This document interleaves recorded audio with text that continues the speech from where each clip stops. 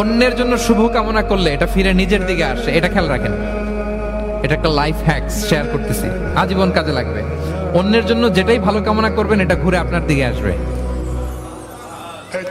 অনেকে বলে হুজুর ওর জন্য দোয়া করে আমার কি লাভ? নিজের জন্য আল্লাহ আমারে মাফ করে দাও, আল্লাহ আমারে সমৃদ্ধি দাও, আল্লাহ আমার বেতন বাড়াও, আল্লাহ আমার ব্যবসায় বরকত দাও, আল্লাহ আমার ছেলেরা হাফেজ বানাও, আল্লাহ আমার বউ, আল্লাহ আমার মেয়ে, আল্লাহ আমার আমার আমার সব আমার ভালো আপনি চাচ্ছেন নিজের জন্য, অন্যদের জন্যও চান। আল্লাহ আমার সব ভাইদেরকে মাফ করো, আল্লাহ আল্লাহ আমার গোটা মুসলিম উম্মাকে তুমি বরকত দাও, কল্যাণ দাও, নেতৃত্বে আসার তৌফিক দাও, আল্লাহ সবাইকে সুস্বাস্থ্য দাও। এটা ফিরে আপনার দিকে আসবে।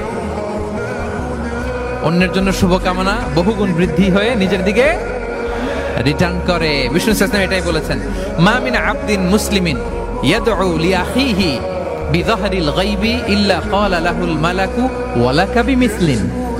কেউ যদি তার ভাইয়ের অনুপস্থিতি তার ভাইয়ের জন্য দোয়া করে, ফেরেশতারা ওই দোয়াটা তার জন্য আগে আগে করে। তাহলে অন্যের জন্য শুভকামনা করলে, দোয়া করলে লাভ না লস? ধরেন আমি মোশাররফ ভাইয়ের জন্য দোয়া করলাম যে আল্লাহ মোশাররফ ভাইকে তুমি সুস্থ করে দাও, তখন ফেরেশতারা বলে আল্লাহ যিনি দোয়া করতেছে তার যদি কোনো রোগ বালাই থাকে আগে তারে সুস্থ করে দাও। ধরেন আমি বেলায়েত ভাইয়ের জন্য দোয়া করতেছি, আল্লাহ বেলায়েত ভাইয়ের এই সমস্যা আল্লাহ তুমি দূর করে দাও, ফেরেশতারা বলবে আল্লাহ যিনি দোয়া করতেছে তার যদি এই সমস্যা থাকে আগে তারে এটা দূর করে দাও।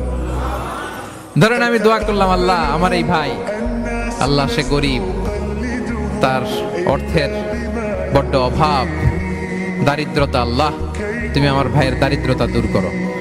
ফেরেশতারা